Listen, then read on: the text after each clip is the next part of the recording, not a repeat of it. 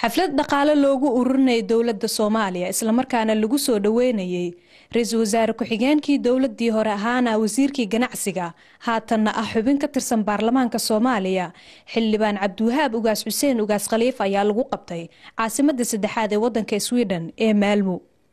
xafladani ay soo qaban qaabiyeen ururka hidda iyo dhaqan ee xaruntiisu tahay magaalada Malmö ee wadanka Sweden ayaa waxa ka soo qayb galay siyaasiyiin xilal kala duwan ka soo kala qabtay dawladihii dalka uu soo maray aqoon-yahano culmaawdiin dhalinyaro haween iyo dhammaan jaaliyada Soomaaliyeed ee ku nool magaalada Malmö. intii xafladu ay socotay ayaa waxa xildhibaanka la weydiiyay su'aalo dhowr ah oo ku saabsan qaabka dawladdu ay haatan wax u wado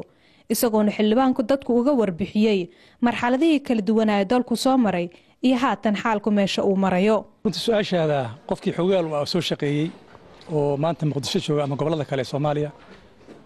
sanad ka hor aan ka hadlayna wadanka Soomaaliyeed inay al-shabaab haysteen in qof xamar lagu dilo ama tayada ciidanka Soomaaliyeed lagu dhaliilo maxay wax ogaan waayeen intaan wax dhicin waxaan qabaa qof aan xogaal lahayn runtii ciidamadu way dadaaleen shacabkana wuu dadaalay nimankan hore u sheegay ee al-qaacido iyo al-shabaabna waad garan kartaa dhibaatada ay adduunka ku hayaan wadamada anaga naga casrisanaa oo qalabka saystay bay habeen kasta qarax ka sameeyaan laakiin marnaba hagar la'aan hagarasho kuma jirto ciidanka Soomaaliyeed dawladuna wax ka go'an in shacabka ay badbaadiso ummadda Soomaaliyeed dhanna waa waajib saaran kaliya ma askariga inuu qabto oo sheego ninka wax qarxinaya ka Soomaaliga inuu sheego weeye marka waxaan isleeyahay sanad ka hor meesha aan taagnin iyo qof in hadda la dilo maxaa macnaha say ku dhici kartaa in qof dhinto anagoon raalli ka ahayn in qof bini aadan dhinto Soomaaliya oo noolaado dhimasho inta hore inagu filan tahay haddana waxaan isleeyahay way yaraanaysaa wayna sii yaraan doontaa haddii la yiraahdo. mar su'aalo lagu weydiinayo waxaa ku jirta su'aal ahayd in safaarada laga furo wadamadan Scandinavianka qof su'aal ku weydiiyay ayaa ka jirta xaaladaas xagee maraysaa. arrintaasi waa arrin runtii xukuumadda u taala wasaaradda arrimaha dibadda jirta waxaan ka hadlaynay oo su'aashu ay ahayd rajada ay keeni karto mar haddii dawlad ku magaal laga baxay Soomaalidana ay ku badan tahay wadankan Sweden safaarad ma heli karaa marka jawaabtan bixiyeen waxay ahayd dabcan wadan maanta anagana diidayo oo safaarad ma keeni kartaan ma uu jiro waana la aqoonsaday laakiin anaga tabarteena iyo socodka aanu awood u leenahay inaan safaaradii wadamada u qaybino waxay ku xirantahay dawladda Soomaaliyeed dhaqaalaheeda marka in Sweden laga furiyo in London laga furiyo in Marka laga furaba dawladdu wax ka go'an meel kasta ummadda Soomaaliyeed ay joogto in loo helo dad u adeego oo dawladda matalay dadweynaha waxaan u soo jeedinayaa sida hore baan u sheegay in badan aan ku celceliyay aniga nafteedana aan ahay nin qurba jooga marka hore maalmo ka tagay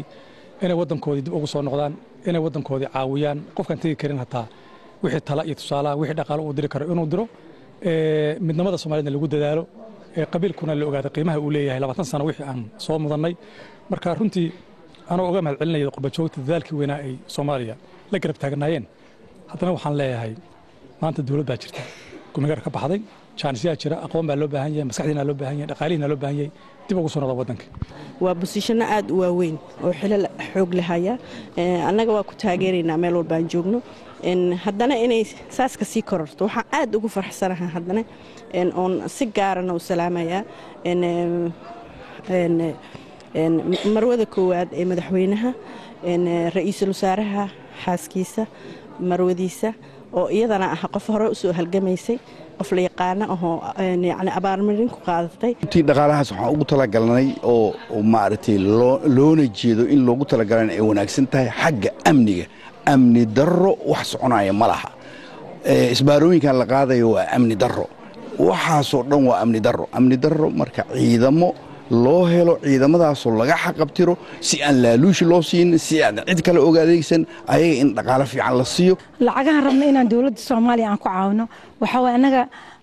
magaaladan aan deganahay faroorinyaal badan ka samaysan for example hadda faroorinka meeshan aan dacwada aan taaganahay waxaan ugu casuumay oo markasta Soomaalida iskugu keenay maxaan ku dhahay localkan hindi iyo dhaqan waxaan ku dadaalaynaa aan ama wax u soo binaynaa dawladda waxay tahay inaan anagoo si wada jamac ah inaan wax ugu qabanaan rabnaa isla markaasna markaan lacagta shubeyna aan u shubno waxyaabaha aan rabno anaga mise waxyaabaha ee dawladda is leedahay waa niga booskan waa niga buuxin karaan dadkaas degan magaaladan Malmö waxyaalaha ugu muhiimsan oo hadda dawladda cusub ay sheegtay inay tahay nabadda maadaama ay nabaddu muhiim tahay dadkeena qurbaha joogana aad ugu daalna dibadda waxa aan jecelnahay inaan annaga xaggeena ahaan dadka qurbaha ku nool ahaan inaan aad isugu mas'uul isku saarno si qaas ah. waxaan rabay inaan ku baraarujiyo dhalinyarada dhanka dhaqanka. waxaan leeyahay dhaqankeena yaan laga tegin dhalinyaroy wiilal iyo gabdhabo. haddaa dhaqankaaga ka tagtid meelaad ku ficnaanaysid ma lahan. waxaan kaloo leeyahay aan wadankeena wax u qabsano aan dalkeena ku laabano.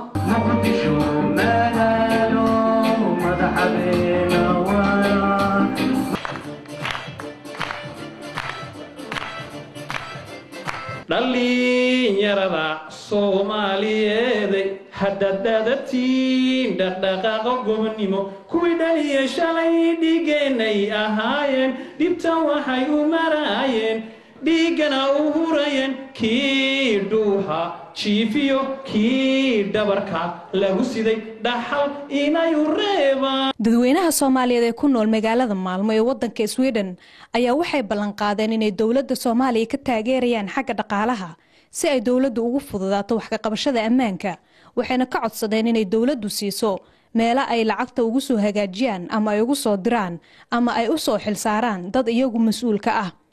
xafladiina waxay ku soo gabagabowday jawi farxad leh. Sahre Xaaji Maxamuud, magaalada Maalmo, wadanka Sweden.